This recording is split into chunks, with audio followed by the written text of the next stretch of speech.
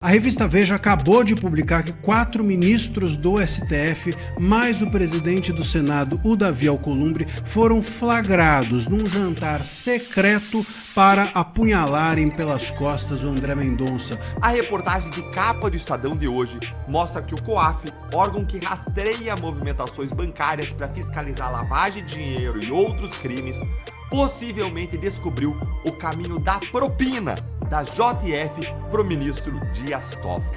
Mas continua a pergunta, o que fazer com ministros do Supremo? Porque enquanto você tem uma justiça em que existe uma casta que não pode ser investigada, essa justiça não é real. Então, enquanto se continuar os ministros do Supremo querendo atacar essa questão, fazendo uma política de iniciativas de impacto, sem atacar o problema real, para mim não adianta nada. Sejam bem-vindos, o meu nome é Bruno, deixe o seu like e inscreva-se no canal.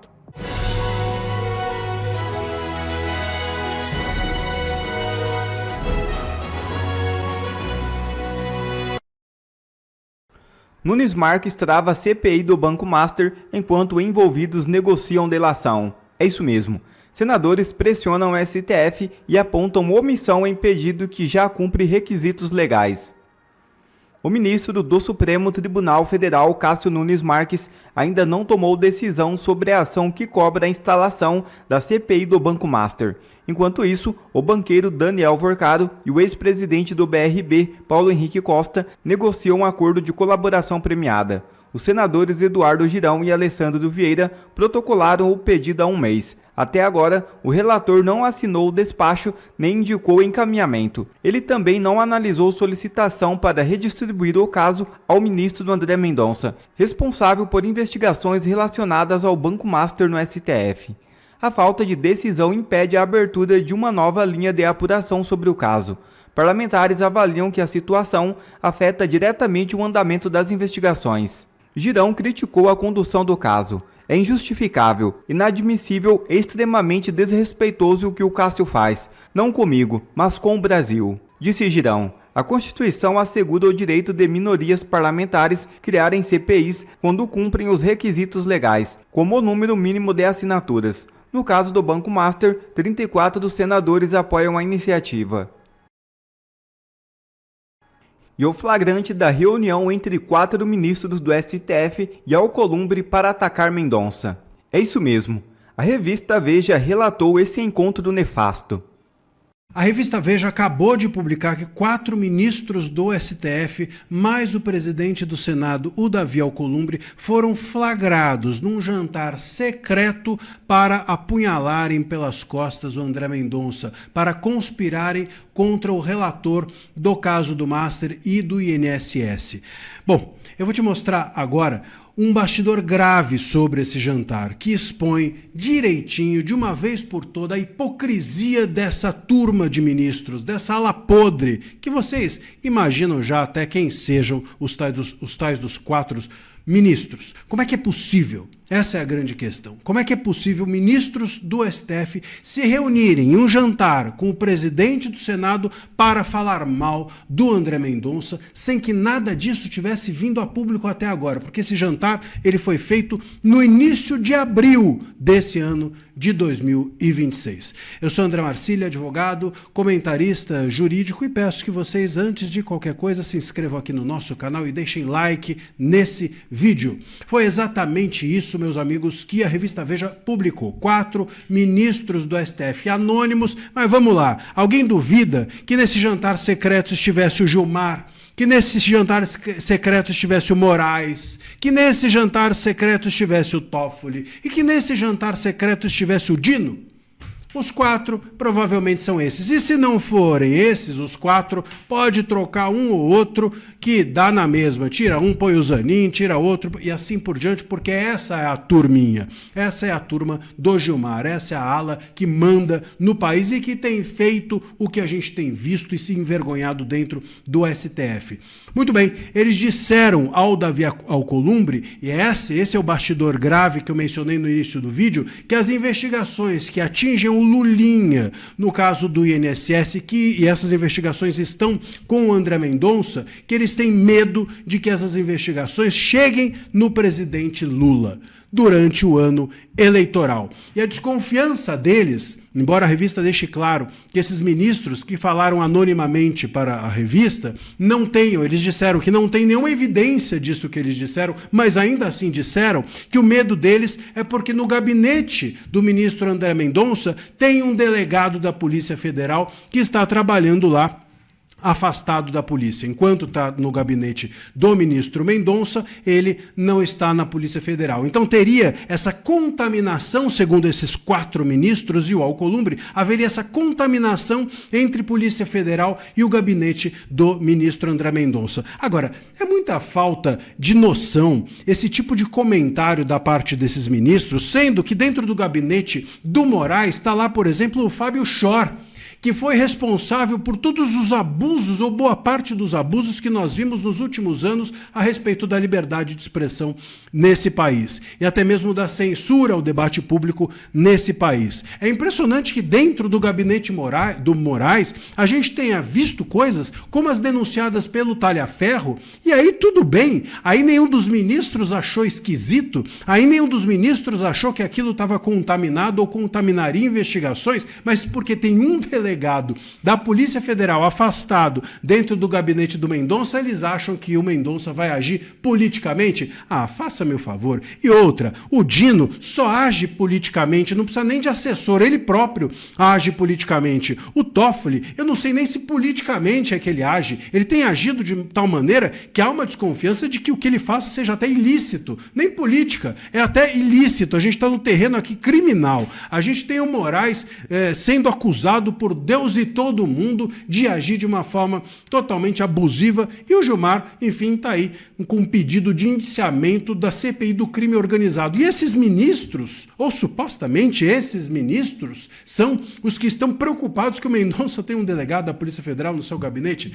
Faça-me o favor, é o fim da picada, realmente é o fim da picada. O que eles querem, e aí eles usam a imprensa para isso, é bom que a gente diga aqui, eles querem é desmoralizar o André Mendonça. O que esses ministros querem é plantar na imprensa a possibilidade de que o André Mendonça tenha uma lupa de desconfiança da opinião pública, mas não vai colar. E não vai colar porque a opinião pública está com a lupa da desconfiança voltada justamente para esses ministros, para os ministros que ficam se reunindo secretamente com o Alcolumbre, não é? Para falar mal do coleguinha Mendonça. O Mendonça não tem a desconfiança da opinião pública. O Mendonça é o último bastião de confiança da opinião pública. Se não for ele, não será mais ninguém, porque lá dentro do STF é que a contaminação se deu, e se deu por completo. Meus caros, não há a menor chance desse convescote aí de 4 ministros criarem algum tipo de problema para o ministro André Mendonça.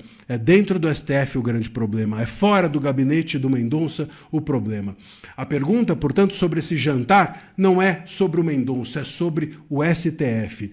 Como uma corte que conspira dentro do STF em jantar secreto pode exigir algum tipo de respeito ou gerar algum tipo de desconfiança sobre o gabinete de qualquer outro? Faça-me o favor. O caminho da propina da JF para Dias Toffoli foi descoberto? Eu nunca achei tanto que o Toffoli vai cair como eu acho hoje. Então, meu bom dia para você que não acordou hoje com uma verdadeira bomba na sua cabeça, porque foi isso que acabou de acontecer com o ministro Dias Toffoli. A reportagem de capa do Estadão de hoje mostra que o COAF, órgão que rastreia movimentações bancárias para fiscalizar lavagem de dinheiro e outros crimes, possivelmente descobriu o caminho da propina da JF para o ministro Dias Toffoli. Eu vou te mostrar agora 3 coisas. Primeiro, a trilha do dinheiro que o COAF rastreou. Segundo, por que essa trilha termina no resort do Toffoli? E terceiro, por que a Procuradoria-Geral da República precisa agir agora? O Estadão revelou, com base num documento do COAF, que a JF e a JBS transferiram 11 milhões e 500 mil reais em dezembro de 2023 para o escritório da advocacia da Maísa de Maio Marciano, em Goiânia. Presta atenção nos números desse escritório da Maísa. Capital social de 2 mil reais. Patrimônio líquido de 83 mil reais. Faturamento mensal, 9 mil reais. endereço registrado numa sala compartilhada do setor sul de Goiânia, um espaço que aluga a sala por hora. Numa pesquisa de processos dela na Justiça Federal, só tem 30 processos, sendo que 28 são padrão, são de cancelamento de hipoteca em imóveis de 27 metros quadrados. Causas super pequenas. O Estadão não achou nenhum processo da JF em que a advogada atue na Justiça. 11 milhões e 500 mil reais para o escritório que fatura 9 mil por mês. 11 milhões e 500 mil, gente. O COAF classificou essas movimentações como alto risco para lavagem de dinheiro. E a JF diz que foram serviços jurídicos prestados e comprovados, mas não especificou, não apresentou, não comprovou quais serviços. E agora vem a trilha do dinheiro. O dinheiro entrou em 2 datas. No dia 15 de dezembro de 2023, 8 milhões da JBS. No dia 18 do mesmo mês, dezembro de 2023, 3,5 milhões da JF. Aí, no mesmo dia em que recebeu parte do dinheiro, no dia 18 de dezembro de 2023, a advogada transferiu 3 milhões e 500 mil reais para o advogado e empresário Paulo Humberto Barbosa, dono da PHB Holding. E quem que é Paulo Humberto Barbosa? É o homem que, em fevereiro de 2025, comprou as cotas do ministro Dias Toffoli no resort Itaiaiá, em Ribeirão Claro, no Paraná. O dinheiro saiu da JF, passou por um aparente escritório fantasma de Goiânia e foi parar no homem que comprou o resort do ministro do Supremo. E tem mais. No dia 15 de dezembro, dia em que entrou a primeira parcela, o mesmo escritório transferiu 6 milhões e 900 mil reais para o BK Bank, o principal alvo da Operação Carbono Oculto da Polícia Federal, que investigou 17,7 bilhões de reais em movimentações suspeitas com ligação com o PCC. E tudo indica que o BK Bank ele não é o destinatário final, mas que o destinatário final é algum cliente dele aí no meio. Então, ainda pode surgir coisa grossa aí, coisa suspeita, coisa criminosa aí no meio. Pensa comigo agora no que tudo isso significa quando você junta 2 fatos que a gente já conhece com esses novos fatos. Primeiro, a esposa do Toffoli advogava para a JF. Essa relação não é nova. Segundo, Toffoli deu decisões que renderam vantagens bilionárias à JF. A principal delas, no dia 20 de dezembro de 2023, gente. Presta atenção na data. 20 de dezembro de 23, 2 dias depois do último pagamento ao escritório fantasma, Toffoli suspendeu a multa de mais de 10 bilhões de reais do acordo de leniência da JF com o Ministério Público Federal. Lembre, JF reconheceu pagar propina para milhares de agentes públicos. Milhares. Fez um acordo de 10 bilhões de reais. Aí, Toffoli suspende. Gente, JF, ela não é conhecida por ser uma empresa proba. Ela é conhecida por ser uma empresa que pagou mais de 1.000 pagamentos ilícitos. E aí, ela tem suspensa a multa de 10 bilhões de reais. 2 dias depois do último pagamento para o escritório fantasma. Gente, 10 bilhões, você não precisa pagar e você deixa no banco. Sabe quanto que rende isso para você? Se você deixar 10 bilhões no banco, isso rende 100 milhões de reais por mês. Você tem ideia do benefício econômico? O que a lei chama de lavagem de dinheiro por uma interposta pessoa acontece exatamente quando o dinheiro sujo passa pela conta de uma pessoa que não tem nada a ver, tudo para separar ou distanciar a relação entre quem paga e quem recebe. Aí eles colocam uma pessoa nada a ver, um escritório fantasma de advocacia, por suposição, no meio, para não parecer que A pagou para B, então você coloca C no meio. A gente tem o dinheiro da JBS e da JF saindo das empresas, passando por uma aparente interposta pessoa, o escritório de Goiânia, indo para a conta de Paulo Humberto Barbosa, que, por coincidência, paga esse dinheiro para a empresa do Toffoli, compra cotas do resort Itaiaiá 1 ano depois. Tudo enquanto o Toffoli dá uma decisão que beneficia a JF em 10 bilhões de reais. Ah, Deltan, mas demorou 1 ano para comprar as cotas do resort. Gente, tudo bem possível para distanciar da decisão, para não dar na cara, para arrumar a papelada jurídica. E lembre, Toffoli tinha a faca e o queijo na mão, afinal, bastava uma canetada para ele voltar atrás da sua decisão e determinar que a JF pagasse os 10 bilhões. É ou não é tudo muita coincidência? E quando o beneficiário final é um ministro que deu a decisão, isso pode configurar propina. o COAF possivelmente encontrou um caminho que a Procuradoria-Geral da República precisa investigar com urgência. Os números estão todos ali, documentados pelo COAF. A pergunta agora é se a PGR vai fazer o trabalho dela. Isso se soma com outro dado alarmante. Olha essa outra matéria aqui que já tinha saído no Estadão. Já tinha mostrado que a JF tinha pago 25,9 milhões para o PHB Holding. Isso entre 5 de fevereiro e 6 de outubro de 2025. E foi em 21 de fevereiro desse mesmo ano que a Maridit vendeu sua participação do Taiaiá para a PHB Holding. O Paulo Humberto Barbosa tem um histórico de serviços para a JBS. Então, aí, nesse caso, não tinha interposta a pessoa, então estava antes todo mundo na dúvida, falando, olha, pode ser serviço advocatício, é muita coincidência que ele recebeu os pagamentos no mesmo ano que ele comprou as cotas do Taiaiá, mas pode ser serviço advocatício, mas agora, com o escritório aparentemente laranja se interpondo, agora as suspeitas se intensificaram, se multiplicaram. E eu preciso dizer que eu estou apontando tudo aqui para uma hipótese, que é algo a ser investigado, mas que tem que ser investigado, que todos são presumivelmente inocentes, até a prova em contrário, que cabe a última palavra à justiça, mas o que nós estamos fazendo aqui são raciocínios em cima de fatos e provas documentados, levantando hipóteses, pensando como um investigador ou um procurador pensaria se fosse qualquer funcionário público, se não fosse um ministro. Mas os fatos são tão graves, gente, tão graves, que não só teriam que ser investigados, mas Toffoli deveria renunciar ao cargo de ministro. Eu fico me perguntando se na Lava Jato tivesse acontecido qualquer coisa, sei lá, parecida com isso. Nunca teve nada nem 1/1000 disso, nem parecido, porque se você tiver 1/1000, ainda assim é errado. Então nem menor, nada parecido com isso. Eu confio demais em quem trabalhou na Operação Lava Jato, mas se tivesse, a pessoa seria imediatamente afastada, investigada e, provando-se a culpa, punida com o rigor da lei. Estaria todo mundo agora gritando, imprensa, todos os juristas, o grupo Prerrogativas, que absurdo, se afaste, renuncia. Pergunta central que permanece sem resposta nesse artigo do ministro Flávio Dino. Essas punições devem servir para os ministros do Supremo Tribunal Federal ou não? Porque todas essas reformas aqui, elas podem ser adotadas para juízes sujeitos ao CNJ. Até agora, a gente viu até uma proposta do Dino, uma decisão, uma liminar, há um tempo atrás, a respeito de penduricalhos e tudo mais, em que ele dizia, todas essas regras servem para STJ para baixo, para nós não.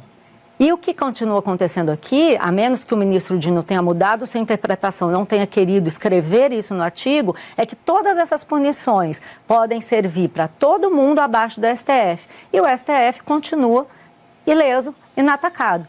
Então, o que eu interpreto? É uma iniciativa destinada a dizer, olha, vamos combater os críticos do STF, mas atacando o problema que está sendo colocado? Não, é com diversionismo. Vou propor uma série de coisas que não vão me afetar, não vão atacar a crise em si. É como o Valdo está falando, continua sem resposta a questão do Master e dos ministros. Então, o ministro Dino está fazendo propostas que, obviamente, quem vai discordar dessas propostas? Punições mais graves, diminuir a quantidade de instâncias para que você julgue pessoas acusadas de corrupção. Ele mesmo diz, olha, não é um punitivismo ilusionista, são propostas concretas.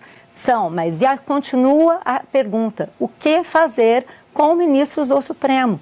Porque enquanto você tem uma justiça em que existe uma casta que não pode ser investigada, essa justiça não é real. Então, enquanto se continuar os ministros do Supremo querendo atacar essa questão, fazendo uma política de iniciativas de impacto, sem atacar o problema real, para mim não adianta nada.